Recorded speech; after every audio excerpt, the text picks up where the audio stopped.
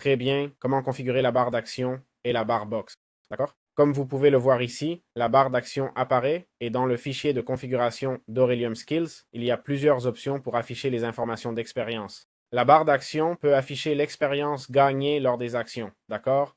On voit comment désactiver le texte d'expérience dans la barre d'action pour la rendre plus propre, par exemple en affichant la vie de mana sans l'expérience au-dessus. D'accord? Et la barre box que nous voyons peut être utilisée pour montrer la progression d'expérience avec une barre plus visible.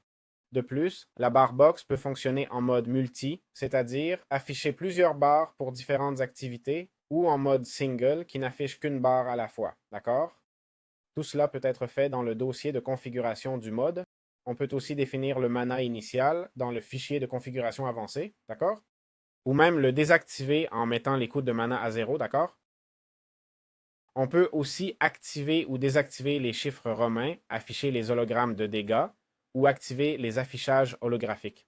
Les mondes et régions qui empêchent de gagner de l'expérience en plaçant ou cassant des blocs dans certains mondes avec support pour World of War afin d'éviter les conflits.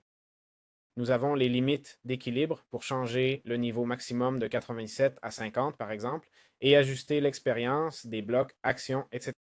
Le feedback de montée de niveau, activer le titre et le son ou définir le type de son et la hauteur qui sera jouée. La sécurité de progression avec sauvegarde auto ou protection contre les crashs du serveur pour ne rien perdre. D'accord?